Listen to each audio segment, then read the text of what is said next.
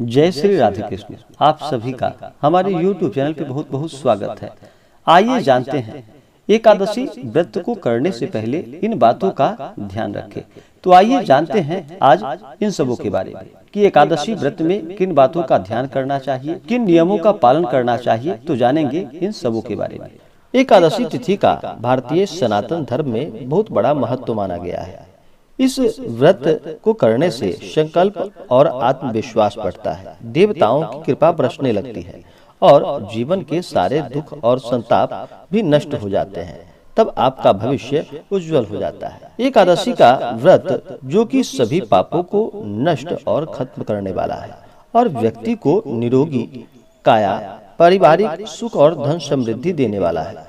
शास्त्रों को पढ़ने के बाद पता चलता है कि ऐसे व्रत कुल 26 होते हैं जिनमें एकादशी कहा गया है। एकादशी की इन बातों को आपको जरूर जानना चाहिए। माह में 2 एकादशी का व्रत होता है, अर्थात आपको माह में बस 2 बार और वर्ष में मात्र 24 बार ही नियम पूर्वक एकादशी का व्रत रखना है। हालांकि प्रत्येक तीसरे वर्ष अधिक मास होने से 2 एकादशियां जुड़कर ये कुल 26 हो जाती। पुराणों के अनुसार जो व्यक्ति एकादशी करते रहता है वह जीवन में कभी भी संकटों से नहीं घिरता और उनके जीवन में धन और समृद्धि बनी रहती है। चैत्र माह में कामदा और वरुथिनी एकादशी होती है। कामदा से राक्षस आदि योनि से छुटकारा प्राप्त होता है और यह सर्व कार्य सिद्धि करती है। वरुथिनी सौभाग्य देने वाली, सब पापों को नष्ट करने वाली तथा मोक्ष को प्रदान करने वाली है। वैशाख माह में मोहिनी और अपरा एकादशी आती है। यह एकादशी विवाह, सुख, समृद्धि और शांति प्रदान करती है, साथ ही मोह माया बंधनों से मुक्त करती है। अपरा एकादशी व्रत से मनुष्य को अपार खुशियों की प्राप्ति होती है तथा समस्त पापों से मुक्ति प्राप्त होती है। ज्येष्ठ माह में निर्जला और योगिनी एकादशी होती है। निर्जला का अर्थ निराहार और निर्जल रहकर व्रत करना। इसके करने से हर प्रकार की मनोरथ सिद्ध होती है। योगिनी एकादशी के समस्त पाप इससे दूर हो जाते हैं और व्यक्ति पारिवारिक सुख पाता है। आषाढ़ माह में देवशयनी एवं कामिका एकादशी आती है। देवशयनी एकादशी का व्रत करने से सिद्धि प्राप्त होती है। यह व्रत सभी उपद्रवों को शांत कर सुखी बनाता है। कामिका एकादशी का व्रत सभी पापों से मुक्त कर जीव को कुयोनि को प्राप्त नहीं होने देता है। श्रवण माह में पुत्रदा एवं अजा एकादशी होती है। पुत्रदा एकादशी करने से संतान सुख प्राप्त होता है। अजा एकादशी से पुत्र पर कोई संकट नहीं आता, दरिद्रता दूर हो जाती है, खोया हुआ सब कुछ पुनः प्राप्त हो जाता है। भाद्रपद माह में परिवर्तिनी एवं इंदिरा एकादशी आती है। परिवर्तिनी एकादशी के व्रत से सभी दुख दूर होकर मुक्ति प्राप्त होती है। पितरों को अधोगति से मुक्ति देने वाली इंदिरा एकादशी के व्रत से स्वर्ग की प्राप्ति होती है। आश्विन माह में पापांकुशा एवं रमा एकादशी आती है। पापांकुशा एकादशी सभी पापों से मुक्त कर अपार धन, समृद्धि और सुख प्रदान करती है। रमा एकादशी व्रत करने से सभी सुख और ऐश्वर्य की प्राप्ति होती है। कार्तिक माह में प्रबोधिनी एवं उत्पन्ना एकादशी आती है। देव उठनी या प्रबोधिनी एकादशी का व्रत करने से भाग्य जागृत होता है। इस दिन तुलसी पूजा होती है। उत्पन्ना एकादशी व्रत करने से 1000 वाजपेयी और अश्वमेध यज्ञ का फल प्राप्त होता है। इससे देवता और पितर तृप्त होते हैं। मार्गशीर्ष माह में मोक्षदा एवं सफला एकादशी आती है। मोक्षदा एकादशी मोक्ष देने वाली और सफला एकादशी सफल करने वाली होती है। सफला व्रत रखने से अश्वमेध यज्ञ का फल प्राप्त होता है। पौष माह में पुत्रदा एवं षटतिला एकादशी आती है।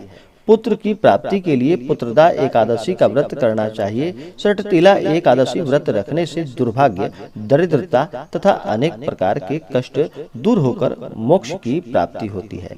माघ माह में जया एवं विजया एकादशी आती है। जया एकादशी व्रत रखने से ब्रह्म हत्यादि पापों से छूट व्यक्ति मोक्ष को प्राप्त करता है तथा भूत पिशाच आदि योनियों में नहीं जा पाता। विजया एकादशी से भयंकर परेशानियां भी दूर हो जाती है और इससे शत्रुओं का नाश होता है। फाल्गुन माह में आमलकी एवं पाप मोचिनी एकादशी आती है। आमलकी एकादशी में आमले का महत्व होता है। इसे करने से सभी तरह के रोगों से मुक्त हो जाता है, साथ ही हर कार्य में सफल होता है। पाप मोचनी एकादशी व्रत से पाप का नाश होता है और संकटों से मुक्ति प्राप्त होती है। अधिक मास में पद्मिनी, कमला एवं परमा एकादशी आती है। पद्मिनी एकादशी का व्रत सभी तरह की मनोकामनाओं को पूर्ण करता है, साथ ही यह पुत्र, कीर्ति और मोक्ष देने वाला होता है। परमा एकादशी धन वैभव देती है तथा पापों का नाश कर उत्तम गति भी प्रदान करने वाली होती है। एकादशी व्रत करने वाले को इस दिन नियम और निष्ठा का पालन करना चाहिए। एकादशी में अन्न ग्रहण नहीं किया जाता है। इस दिन जहाँ तक हो उपवास रहे तो बहुत ही अच्छा रहता है। उपवास अगर ना रह पाए तो एक समय फलाहार ग्रहण करें।